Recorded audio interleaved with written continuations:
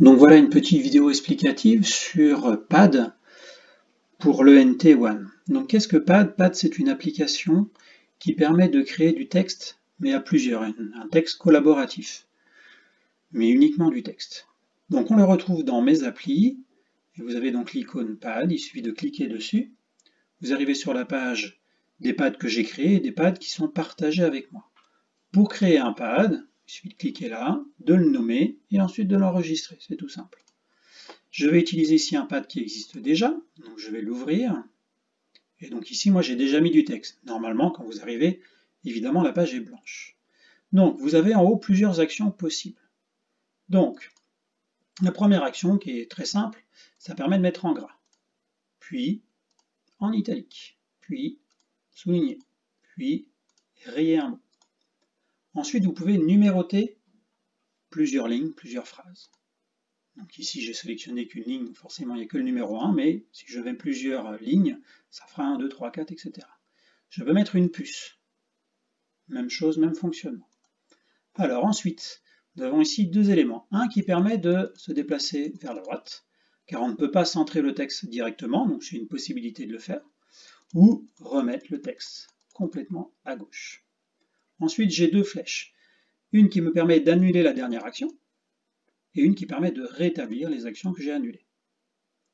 Alors ensuite, cet élément permet d'effacer les couleurs identifiant les auteurs.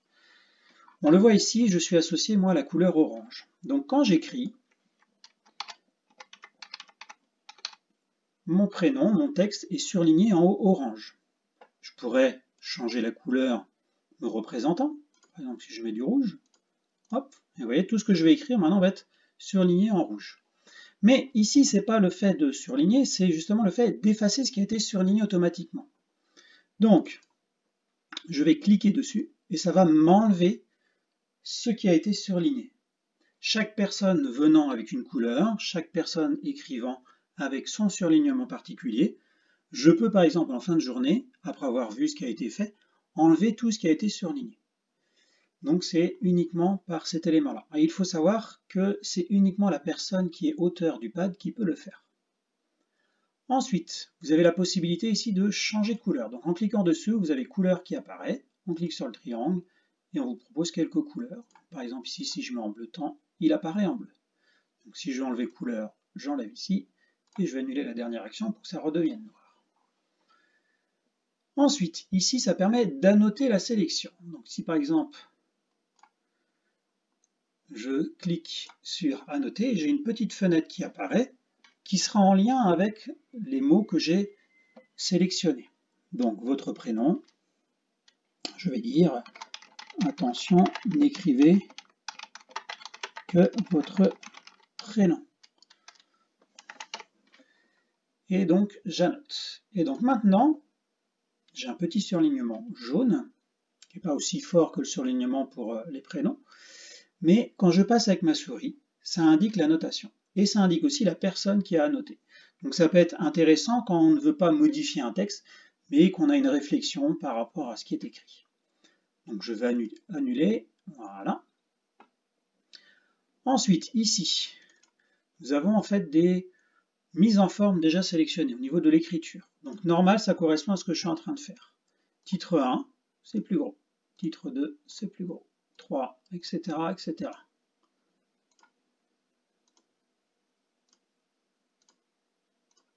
Donc je remets en normal, comme ça, ça remet mon texte tel qu'il était.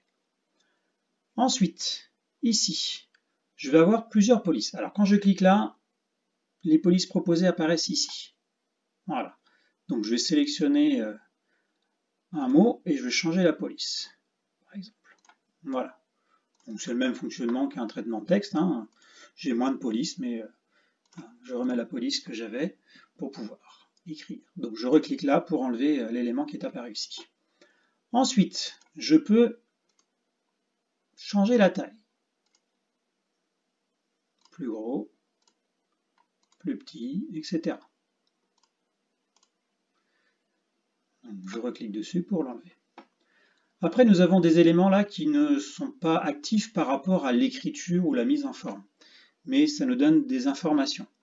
Donc par exemple ici, c'est pour importer ou exporter le fichier. Donc si je clique dessus, je peux enregistrer sous un format particulier, en PDF, en document Word, en brut, enfin en fonction de ce que je veux. Donc là, ici. Ici, ça permet de voir l'historique dynamique. Donc si je clique dessus, vous allez voir tout ce qui a été fait. Je clique là, depuis la création. Donc on voit que c'est moi qui ai écrit, puisque c'est en rouge, et ainsi de suite.